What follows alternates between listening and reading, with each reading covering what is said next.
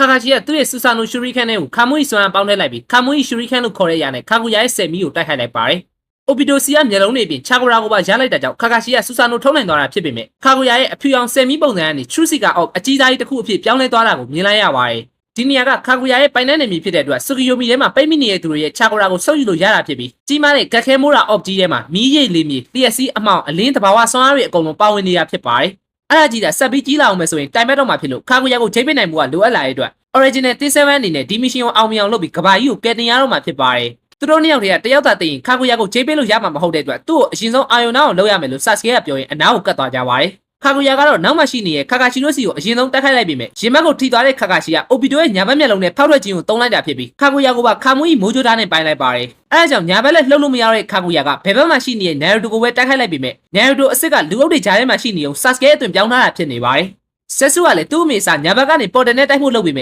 ခါကာချီကအယိုးပြကိုခါမူကြီးနဲ့ဖျောက်ပေးလိုက်တဲ့ပြင်အသင်းဆောင်နေတဲ့ဆာစကေကလည်းနာရူတိုရဲ့ကိုဝါနဲ့နေရာချင်းလဲလိုက်ပါတယ်။အဲဒါကြောင့်ဂျိပိမခံရကြီးခါကူယာကအပေါ်တက်ပြေးဖို့လုပ်ပြီးမြလေအပေါ်မှာရှိနေတဲ့ဆာကူရာကဝင်တီးလိုက်တာကြောင့်သူ့တပည့်၃ယောက်ကိုကြည့်ပြီးခါကာချီကတခုခုကိုတတိယသွားခဲ့ပါတယ်။တစ်ချိန်က၃ယောက်ပေါင်းလို့အဖွဲလက်လှုပ်ဆောင်မှုဆိုတာနည်းနည်းလေးမှမရှိပဲတယောက်ချင်းစီမှလည်းမတူညီတဲ့အိမ်မက်နဲ့အနာဂတ်တွေရှိနေကြတာကြောင့်T7ရဲ့ခေါင်းဆောင်အိုပီတိုနဲ့ရင်းရဲ့တငယ်ချင်းတယောက်ဖြစ်တဲ့ခါကာချီကသူ့တော်ကလိုမဖြစ်ရအောင်အကောင်းဆုံးထိန်းချောင်းပေးဖို့ဆုံးဖြတ်ခဲ့တာဖြစ်ပါတယ်။အဲဒါကြောင့်ပဲအခုချိန်မှာတော့သူပုံဖော်ပေးခဲ့တဲ့အဖွဲတစ်ခုကချာကိုရာမိခင်ကြီးပါဆိုတဲ့ခါကူယာကိုတော့အတူတကွဂျိပိနိုင်ခဲ့ကြပါတယ်။နိုင်ငံရွေးလို့ရတဲ့ VPN လေးခန်းကြည့်ပေးခြင်းဖြင့်ကျွန်တော်ဝင်ငွေရအောင်ကူညီပေးနိုင်တာမို့လို့တစ်ဖက်တစ်လမ်းကနေ VPN အသုံးပြုုံနဲ့ဗီဒီယိုလေးတွေကိုစပို့ပေးဖို့တောင်းဆိုခြင်းပါတယ်။ရီကူတိုချီဘာကူထန်းဆဲကဂေါ်ရီကိုတော့ဂျိပိနိုင်လောက်တဲ့အထိအမြင့်နဲ့စစ်ဘက်စီးလင်းကျူစုဖြစ်တဲ့အတွက်စွမ်းအကြီးဆုံးမှဆိုတဲ့ခါကူယာကလည်းတစ်ချိန်ကလို့ဘာမှမတက်နိုင်တော့ပဲနောက်တစ်ချိန်ဂျိပိခံလိုက်ရပါတယ်။အဲ့ဒါကိုတီးလိုက်တဲ့ဟာကိုရိုမိုကလည်းသူတို့ကိုပြန်ခေါ်ဖို့လုပ်နေပြီးခါကူယာကိုတော့သူ့ရဲ့ off ကြီးလည်းမကယ်နိုင်တော့ပဲခန္ဓာကိုယ်ရဲ့အမီးကောက်တွေကလည်းပြန်လွတ်လာကြပါတယ်။အတွင်းထဲကမာတာရာကလည်းပြန်ထွက်လာခဲ့ပြီးနေရာတစ်ခုလုံးကမြေသားတွေပြတ်တက်နေရကြောင်းအမြန်ထွက်သွားရမယ့်အချိန်မှာနာရီတိုကတော့အမေကိုအရန်ချစ်တဲ့ဇက်စုကိုမေ့မထားခဲ့ပဲတစ်ချိန်လုံးအပေါင်တွေကနေပတ်မွေနေတဲ့ဇက်စုကိုဒီအတိုင်းမထားခဲ့နိုင်ဘူးလို့ပြောပါတယ်ဇက်စုကတော့အဲ့အချိန်ထိတောင်နာရီတိုဆိုတာသူဖန်နီးခဲ့တဲ့ရှီနိုဘီတမိုင်းကျောင်းရဲ့အစိပ်ပိုင်းလေးတစ်ခုပဲဖြစ်တဲ့အကြောင်းပြောနေပေမဲ့စစ်မှန်တဲ့ရှီနိုဘီတမိုင်းကျောင်းဆိုတာနေညာတွေအများကြီးရဲ့အသက်တွေတေဆုံးခြင်းတွေနဲ့ပဲတက်ဆိုင်တာဖြစ်ပြီးအဲ့ဒီလူတွေကပဲသူ့ကိုရှီနိုဘီဆိုတဲ့အထိပ္ပယ်နဲ့နာကျင်မှုတွေဝမ်းနည်းမှုတွေစစ်ပွဲရဲ့စိုးကျိုးတွေပြင်အချစ်ခံရတဲ့ပျော်ရွှင်မှုကိုပါတင်ပေးခဲ့ကြတာဖြစ်လို့အတိုက်ထဲကနေအောင်မထွက်ရဲတဲ့ငကြောက်ဆဲဆူကြောင့်မဟုတ်ပဲစစ်မှန်တဲ့ရှီနိုဘီတွေကသူ့ကိုယုံကြည်ပေးခဲ့ကြတာကြောင့်နာရီတိုဆိုတဲ့သူကဒီလိုနေရာကိုရောက်လာတာလို့ပြောရင်အမေချစ်သားလေးကိုပါတစ်ခါလေးထည့်ပေးလိုက်ပါတယ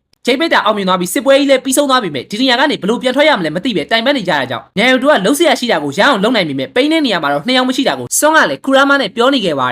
ယ်အဲ့ချိန်အပြင်ကနေဟာကိုရိုမိုဦးဆောင်တဲ့နိုင်ငံတိုင်းရဲ့ခါကဲတွေပေါင်းစည်းပြီးစစ်ခေါ်တိုင်းကိုတုံးလိုက်တဲ့အတွက်အားလုံးကအပြင်ကိုပြန်ရောက်လာကြပါတယ်ဟာကိုရိုမိုကအရင်ခါကဲတွေကိုသူ့ကိုကူပေးဖို့ခဏပြန်ခေါ်လိုက်တာဖြစ်ပြီးညံယူတို့ကကဘာကြီးကိုကောင်းကောင်းကယ်တင်နိုင်လိုက်ကြတဲ့အပြင်လူတိုင်းဝင်းကျင်တိုင်းကလည်းအမိအောင်တွေအားလုံးနဲ့စစ်ဘက်ဘိုးတော်ကြီးကိုပါတနေရာလေးတွေးလိုက်ရတာကြောင့်အံ့အားသင့်နေကြပါတယ်ခါကာချီကလည်းအားလုံးကိုဥဆောင်ပြီးလုပ်နိုင်ခဲ့လို့ဟာကိုရိုမိုကချီးကျူးလိုက်ပြီမဲ့သူကဘာမှအများကြီးလုပ်ခဲ့တာမဟုတ်ပဲသူ့ရဲ့တပည့်တွေနဲ့တငယ်ချင်းတယောက်ကကူညီလို့သာလုပ်နိုင်တာဖြစ်တဲ့အကြောင်းရှင်းပြလိုက်ပါတယ်။နာရီတိုကလည်းသူ့ကိုယ်ရဲ့ကနေအထောက်ခံလိုက်ရတဲ့ရန်ကူရာမကိုအထီးကျက်နေရလားလွမ်းနေသေးလားလို့အော်ကြီးဟစ်ကျဲသွားမိနေရကြောင်းတခြားအမီးကောင်းတွေရှေ့မှာဖြစ်တဲ့အတွက်ကိုမီကူရာမကြီးလည်းရှက်ရမ်းရမ်းသွားခဲ့ပါတယ်။အဲဒါကြောင့်ပဲဟာကိုရိုမိုကသူကြိုမြင်ခဲ့တယ်လို့နာရီတိုကအမီးကောင်းတွေကိုပေါင်းစည်းပေးနိုင်မဲ့ရှီနိုဘီဆိုတာကွက်တီပဲဖြစ်တဲ့အကြောင်းနဲ့အိုပီတိုတောင်မှနာရီတိုရဲ့တရားကိုနာပြီးကျွတ်တန်းဝင်သွားတာဖြစ်တဲ့အကြောင်းခါကာချီကလည်းပြောပြလိုက်ပါတယ်။ပြီးရင်တော့သူ့ကိုယ်ထဲမှာရှိနေသေးတဲ့အိုပီတိုကလည်းရှီနိုဘီလောကကြီးကိုသူရှုပ်ထွေးအောင်လုပ်ခဲ့ပြီလို့သူထွက်မသွားခင်ဘာပြောရမှန်းတော့မသိတော့တဲ့အကြောင်းပြောပါတယ်။အဲဒါကြောင့်ပဲခါကာချီကအရင်လိုသူများတွေကိုလိုက်ကူညီရင်အမြဲနောက်ကျတတ်တဲ့အိုပီတိုပြနှုတ်ဆက်ကြဖို့ပြောလိုက်ပြီးအိုပီတိုကလည်းကျေးဇူးတင်ပါတယ်ခါကာချီလို့ပြောရင်ရီယွန်စောင့်နေခိုင်းတဲ့အတွက်သူသွားတော့မယ်လို့ပြောခဲ့လိုက်ပါတယ်။အိုပီတိုမရှိတော့တာနဲ့ခါကာချီရဲ့ရှယ်ရင်းဂန်တွေကလည်းပြန်လည်ပြောက်ွယ်သွားခဲ့ပြီးသူ့ရဲ့ရှယ်ရင်းဂန်ခါကာချီဆိုတဲ့နာမည်ကလည်းဒီနေ့နောက်ဆုံးပဲဖြစ်တဲ့အကြောင်းပြောပြလိုက်ပါတယ်။လဲကျနေတဲ့မာတာရာနာကိုလည်းသူ့ရဲ့တအူးလေးသောတငယ်ချင်းဟာရှူယာမာကရောက်သွားခဲ့ပြီးဆာစကဲနဲ့နာရီတိုရဲ့ရှေ့ရလူတွေရဲ့အဆုံးသက်ပဲဖြစ်လို့တေချာကြည့်ထားဖို့ဟာကိုရိုမိုကပြောပါတယ်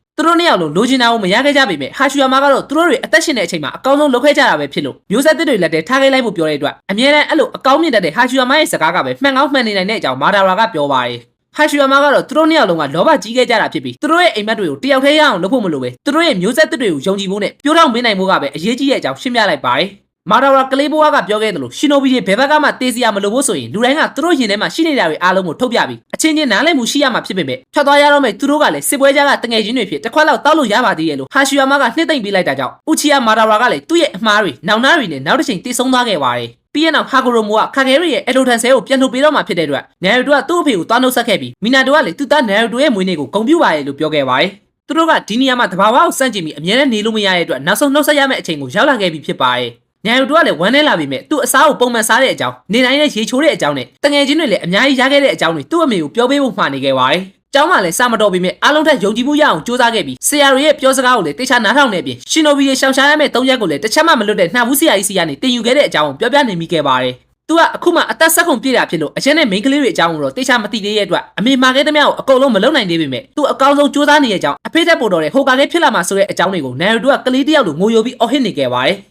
အဲဒါကြောင့်ပဲအမေကိုတွေ့ရင်သူ့ကိုလုံးဝစိတ်ပူစရာမလိုတဲ့အကြောင်းပြောပြလိုက်ဖို့သူ့အဖေကိုမှားနေရင်ပဲမီနာတိုကလည်းအကုန်လုံးပြန်ပြောပြလိုက်ပါမယ်ဆိုတဲ့စကားနဲ့သူ့သားလေးကိုထားပြီးထွက်သွားခဲ့ပါတယ်။ကျန်တဲ့ဟိုကာကဲတွေကလည်းသူတို့ရဲ့အိမ်မက်တွေကိုမျိုးဆက်တစ်တွေရဲ့လက်ထဲထည့်လိုက်ကြပြီးဥချီယာဆာစကဲနဲ့ဥဆူမာကီနိုင်ရိုတိုတို့ကသူတို့နဲ့မတူတဲ့အဆုံးသက်ကိုရလာနိုင်မယ်ဆိုတာဟာရှီယာမာကလည်းယုံကြည်နေခဲ့ပါတယ်။အမီအောင်တွေကလည်းလွတ်လပ်သွားပြီဖြစ်လို့သူတို့ရဲ့နေရာတွေစီပြန်ပြီးအေးအေးဆေးဆေးနေကျင်တဲ့အကြောင်းနဲ့ QG ကလည်းအမြဲတမ်းစိတ်ပြတ်ဖို့ကောင်းတဲ့ rap တွေကိုရွတ်နေပေမဲ့တန်ရောစင်တွင်နေပြီဖြစ်တဲ့အတွက် BC ကိုပဲပြန်သွားမှဖြစ်တဲ့အကြောင်းပြောလိုက်ပါတယ်။အဲဒါကြောင့်ခူရာမာကိုရောဘယ်လိုလုပ်မှလဲလို့မေးလိုက်ပြီးဟာဂိုရိုမိုကလည်းအမီအောင်တွေရဲ့ချာကိုရာအားလုံးကနိုင်ရိုတိုရဲ့ကိုယ်ထဲမှာရှိနေပြီးသားဖြစ်လို့သူတို့အားလုံးလူစုပြီးစကားပြောချင်နေဆိုရင်နိုင်ရိုတိုရဲ့ကိုယ်ထဲမှာစုဝေးလို့ရတဲ့အကြောင်းပြောပြခဲ့ပါတယ်။အဲဒါကြောင့်ပဲခူရာမာကိုစုဝေးတဲ့နေရာရဲ့စောင့်ကြပ်သူဖြစ်နိုင်ရိုတိုရဲ့ကိုယ်ထဲမှာပဲနေရမယ်လို့ပြောလိုက်တာကြောင့်တိတ်မနေချင်းရှာတဲ့ခူရာမာကလည်းသူ့မှာရွေးစရာမရှိတော့ပဲအဖိုးကြီးပြောလို့လက်ခံလိုက်မယ်လို့ပြောတဲ့အတွက်ကျန်တဲ့အမီအောင်တွေအားလုံးကဝိုင်းရီကြပါတယ်။နင်ညာစစ်ပွဲကြီးကပြီးဆုံးသွားပြီမဲ့နိုင်ရိုတိုနဲ့ဆာစကဲဘာဆက်လုပ်မယ်ဆိုတာအားလုံးကသိကျင်နေကြပြီနိုင်ရိုတိုမှာအမီအောင်တွေအားလုံးရဲ့ချာကိုရာရှိနေရင်တော့သူ့အမေလိုဖြစ်လာမှာမဟုတ်ဘူးဆိုတာဟာဂိုရိုမိုကလည်းသူယုံကြည်ရဲ့အကြောင်းပြောပြခဲ့ပါတယ်ကျန်နေတဲ့ဆူကီယိုမီကိုဖျက်ဆီးဖို့ကအမီအောင်နေမပါလဲသူတို့ရဲ့ချာကိုရာရှိနေတဲ့နိုင်ရိုတိုနဲ့ရင်းနိုင်ငံရှိရဲ့ဆာစကဲတို့ကကြွပုံစံလက်သိကီတာကိုလှုပ်လိုက်ရုံနဲ့ဂျူဆူကပြတ်သွားမှဖြစ်တဲ့အကြောင်းပြောပြလိုက်ပါတယ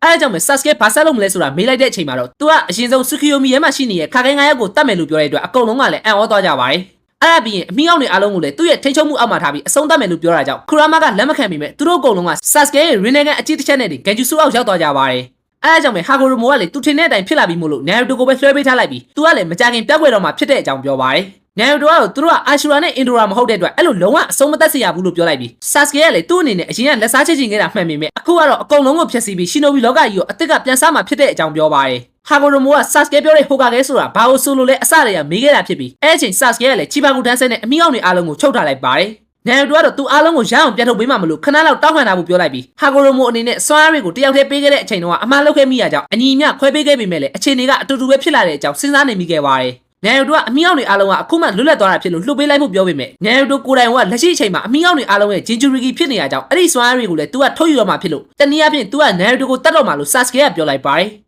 ယ်ဆူကီယိုမီကလည်းသူ့ရဲ့ရင်းနိုင်ငံနဲ့အမီအောင်တွေအားလုံးရှိနေရင်ရပြီဖြစ်လို့နိုင်ရိုတိုကိုမလိုအပ်ပေမဲ့အဲ့လိုကိစ္စကိုလည်းနိုင်ရိုတိုကခွင့်ပြုမှာမဟုတ်ဘူးဆိုတာသူသိပြီးသားဖြစ်တဲ့အတွက်သူနဲ့အတူတနေရာကိုလိုက်ခဲ့ဖို့ဆာစကဲကပြောလိုက်ပါတယ်ခါကာရှီနဲ့ဆာကူရာကလည်းဘာမှဝင်လုပ်ပေးလို့မရတဲ့ကြောင့်ဆာကူရာကနောက်တစ်ချိန်သူ့အနေနဲ့ငိုပြီးတောင်းမှန်မှုပဲတတ်နိုင်တဲ့အကြောင်းနဲ့နည်းနည်းလောက်ပဲဖြစ်ဖြစ်ဆာစကဲရဲ့နှလုံးသားထဲမှာသူရှိနေရဆိုရင်ထွက်မသွားဖို့တောင်းဆိုနေခဲ့ပါတယ်ဆာစကဲကတော့တကယ်နန်းကြီးရပဲလို့ပြောရင်ဆာကူရာကိုလည်းသူတို့နောက်ကိုလိုက်လာပြီးဝင်ရှုံးနေမှာဆိုတဲ့အတွက်ဂန်ဂျူစုသုံးခဲ့လိုက်ရင်းနဲ့သူ့မှာဆာကူရာကိုချစ်ဖို့ရောဆာကူရာချစ်တာခံရဖို့ရောဘာအကြောင်းမှမရှိဘူးလို့ပြောခဲ့လိုက်ပါတယ်ဒါပေမဲ့ခါကာရှီကတော့ဆာကူရာကအခုချိန်မှာဆာစကဲကိုပိုင်ဆိုင်နေတာကြောင့်တားနေရမှာမဟုတ်ပဲဆာစကဲကြောင့်နဲ့ခဏခဏတင်မလို့ဖြစ်ခဲ့တာတော့သူချစ်တဲ့သူတွေမျက်ရည်ကျပေးနေရကဆာစကဲကိုလမ်းမမရအောင်ကူညီပေးချင်တာပဲဖြစ်တဲ့အကြောင်းပြောပြလိုက်ပါတယ်ဆာစကဲငငယ်ကလည်းအရင်ကဆိုရင်သူတို့ဖေကအီတာချီကိုပဲဒါမှငါသားလို့ပြောခဲ့ပေမဲ့သူ့ကိုကြီးနဲ့အစင်မပြေတော့တဲ့အချိန်ကျမှသူ့ကိုအဲ့လိုပြောလာတဲ့အတွက်သူ့ကိုသူအစားထိုးခံရတယ်လို့ခံစားရတဲ့အကြောင်းပြောခဲ့ပါတယ်ဒါပေမဲ့သူ့အမေကတော့အီတာချီကဆာစကဲတဲ့အသက်ပိုကြီးရဲ့စီနီယာဖြစ်တာကြောင့်မျိုးနွယ်စုတာဝန်တွေကိုပို့ပြီးပေးဖို့အတွက်အီတာချီနဲ့ပိုရင်းနှီးရလို့ထင်ရပေမဲ့အမေနဲ့နှစ်ယောက်တည်းရှိတဲ့အချိန်ဆိုရင်တော့တားငယ်လေးအကြောင်းပဲအမြဲပြောရဆိုတဲ့စကားတွေကိုပြန်တွေးမိသွားပါတယ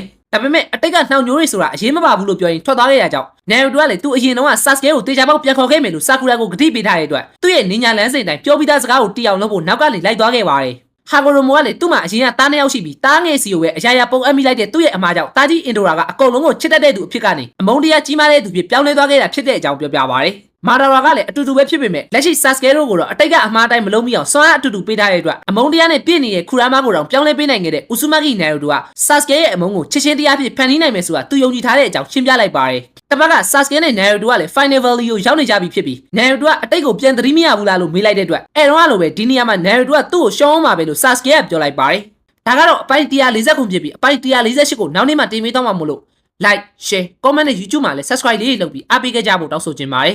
brother က Facebook ကပဲဖြစ်ဖြစ် YouTube ကပဲဖြစ်ဖြစ်ဒီဗီဒီယိုကိုကြည့်နေရဆိုရင်ကျွန်တော်အတွက်အနည်းဆုံးတော့ like တစ်ချက်နဲ့ comment တစ်ခုခုအဆင်ပြေရလေးမှန်းငယ်ပေးဖို့တောင်းဆိုချင်ပါတယ်သဘောကျရင်တော့ share လေးနဲ့ပါကူညီသွားလို့ရပါတယ်